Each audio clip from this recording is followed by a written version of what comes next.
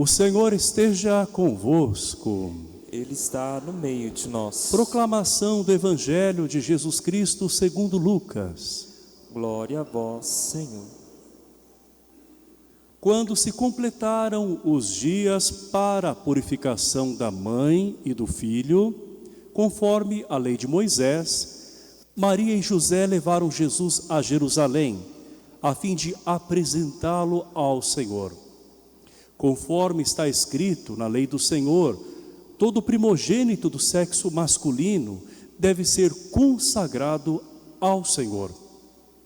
Foram também oferecer o sacrifício, um par de rolas ou 2 pombinhos, como está ordenado na lei do Senhor.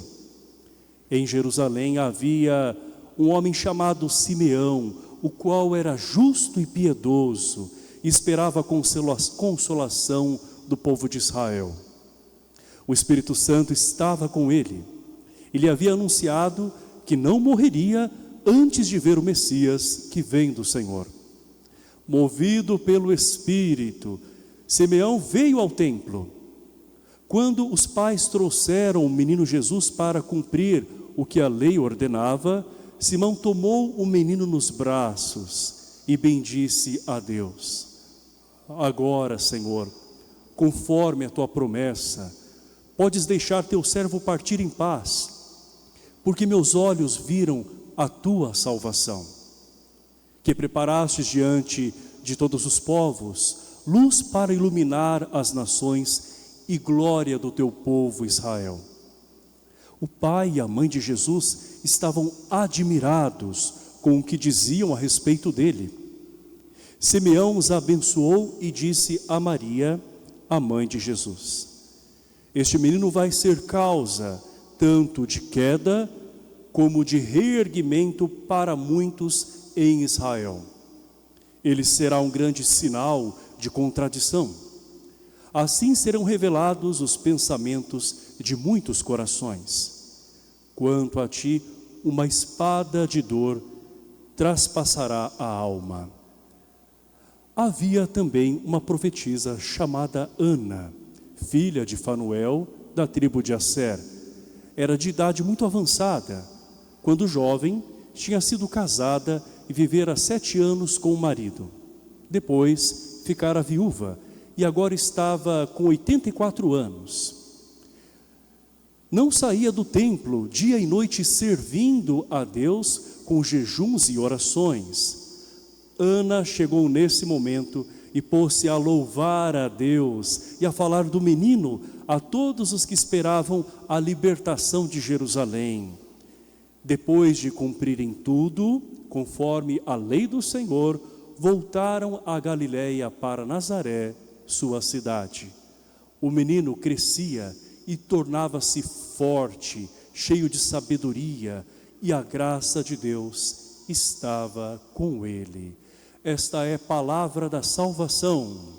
Glória a vós, Senhor. E que as palavras do Santo Evangelho perdoem os nossos pecados. Amém. Amém.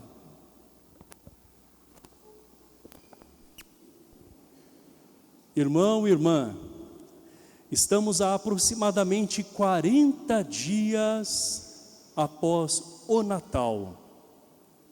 E foi justamente 40 dias depois do nascimento de Jesus que José, seu pai adotivo, e a Virgem Santíssima, sua mãe, o levam até Jerusalém para apresentá-lo no templo.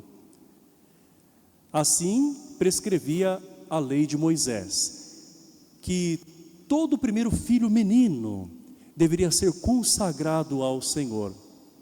E também a mãe, neste mesmo dia, deveria purificar-se através de um ritual para voltar a frequentar os lugares sagrados. Maria já é puríssima. Ela não precisava de purificação, mas ela vai, conforme o costume do seu povo, porque Maria não precisa se diferenciar das pessoas. Ela já é uma mulher distinta.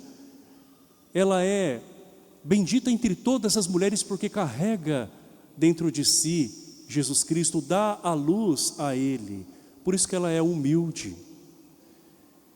E quando eles chegam no templo, nós vemos que acontece um encontro. Por isso que esta festa chamada de apresentação do Senhor, também já foi chamada por um tempo na igreja de festa do encontro. Primeiro, do encontro de Deus com o seu povo fiel. E também do encontro de Simeão, o idoso, e Ana, a anciã, com o Messias, a partir da apresentação de José e Maria. Então nós vemos aqui duas gerações que se encontram. Aquele casal mais novo, que compunha a Sagrada Família com Jesus, José e Maria, e estes idosos. É nesse encontro, movido pelo Espírito Santo, que tudo vai se revelando. O Espírito Santo é assim.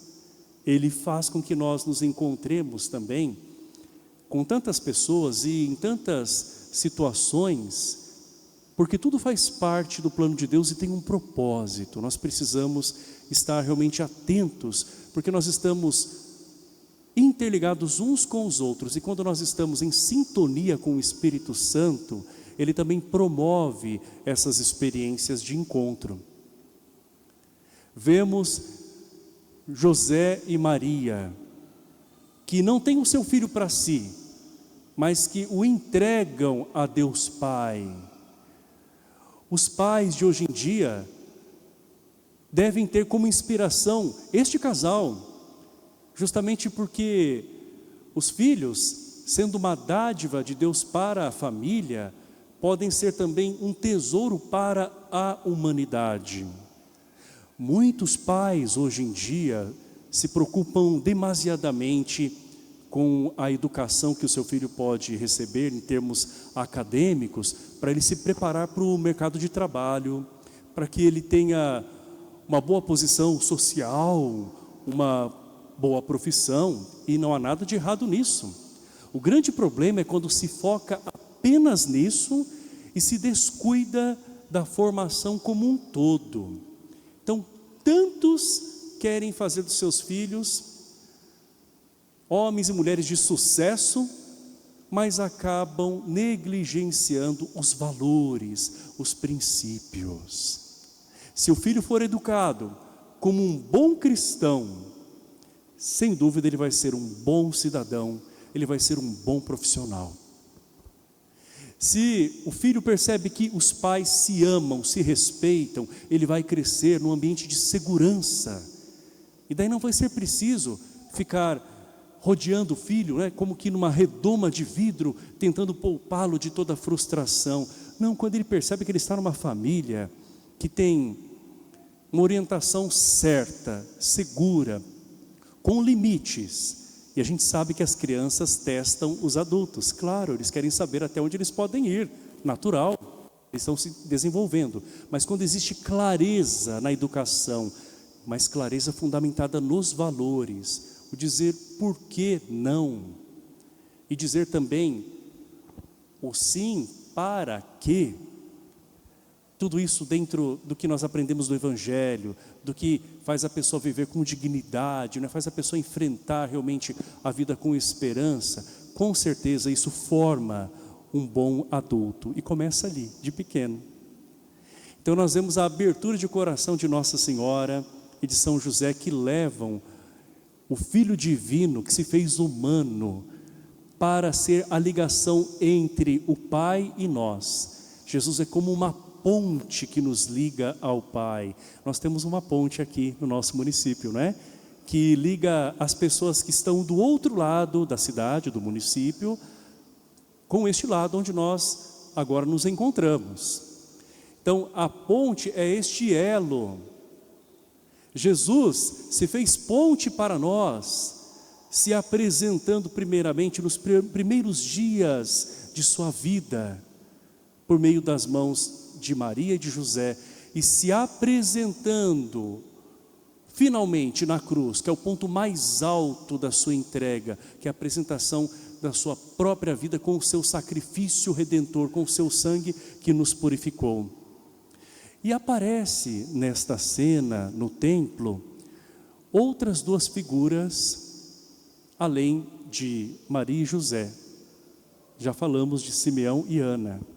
Mas vejamos bem, Simeão era um homem que sabia que ele tinha poucos anos de vida, ele tinha consciência da brevidade da sua existência, mas ele tinha a expectativa, a esperança de um dia ver o Messias. Então ele é um exemplo para todos nós de fé. Mesmo que nós não vejamos as coisas acontecendo de imediato, nós precisamos confiar em Deus. Esse homem demorou anos para ver a manifestação de Deus ao povo de Israel, o Messias.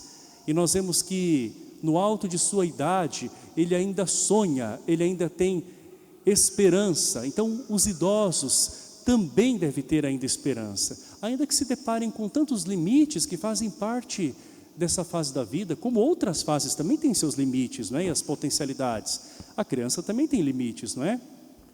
Os adolescentes, embora tenham uma potencialidade de se desenvolver, têm os seus limites. Os adultos, nós podemos dizer que também, não é? Mas existe uma graça que nos acompanha em cada etapa. E nós vemos que Simeão não é alguém que se vê como decadente, mas é alguém que espera no Senhor. Ele é modelo para todas as pessoas que chegam também nessa etapa da vida e ainda olham a vida com entusiasmo. Surge agora uma anciã, ela já tem 84 anos, é viúva, perdeu o seu marido nos 7 primeiros anos, depois dos 7 primeiros anos de matrimônio. E o que ela faz? Fica se lamentando, se queixa? Não, é alguém que busca um propósito de vida. Ela começa a servir, ela se envolve com o templo, ela se comunica com as pessoas, ela se reinventa.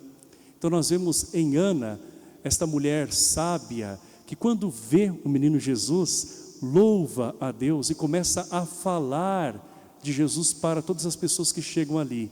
Não é uma mulher que, pelo fato de ter mais tempo disponível, vai falar da vida dos outros, vai se lançar no maranhado de fofoca. Não, é alguém que fala de Deus para as pessoas. Então veja que mulher acolhedora, veja que mulher cheia de vida, uma senhora, mas para nós um grande exemplo.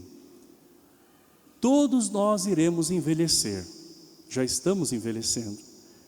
Até mesmo as crianças que estão se desenvolvendo e crescendo, a gente pode dizer que também vão ficando mais velhas, não é? Pela lógica, basta estar vivo para envelhecer. E nós vemos aqui, nas pessoas de Maria e José, de Simeão e de Ana, as diferentes etapas da vida, mas sempre permeadas com a graça de Deus. Portanto, nós devemos olhar para essas pessoas como uma verdadeira inspiração. Maria e José são aqueles que entregam, são aqueles que oferecem. Simeão é aquele que recebe Jesus em seus braços e em seu coração. E ele é um homem conselheiro, sábio. Portanto, nós devemos ver as pessoas idosas como pessoas que têm uma bagagem de vida, de experiência.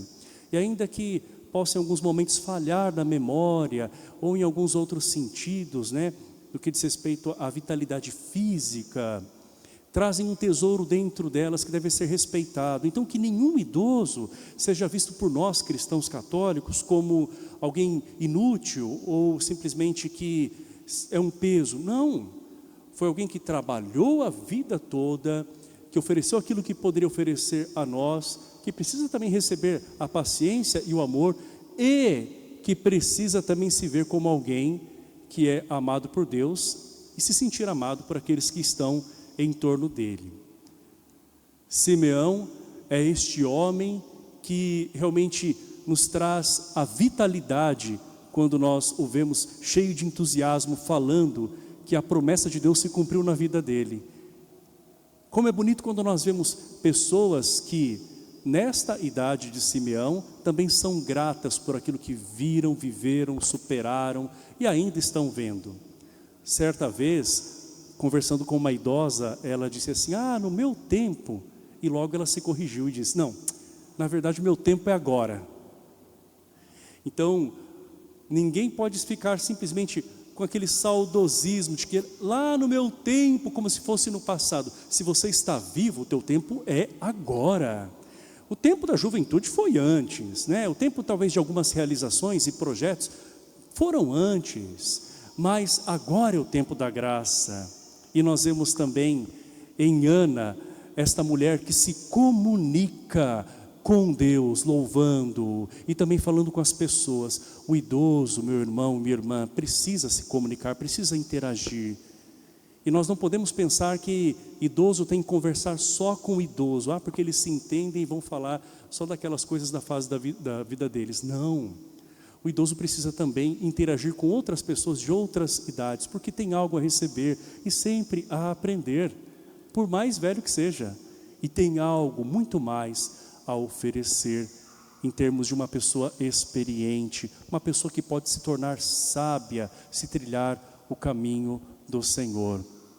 Que cada um de nós aprenda com cada uma dessas figuras o exemplo de entrega, de perseverança, de sonhar sempre, de entusiasmo, de confiar no Senhor, porque afinal de contas Ele se apresentou a nós como luz das nações e também quer que nós apresentemos a nossa vida, a vida dos filhos e a vida de todos aqueles que estão conosco como uma verdadeira luz para esse mundo que deve ser permeado pela esperança daqueles que creem. Creio em Deus Pai, todo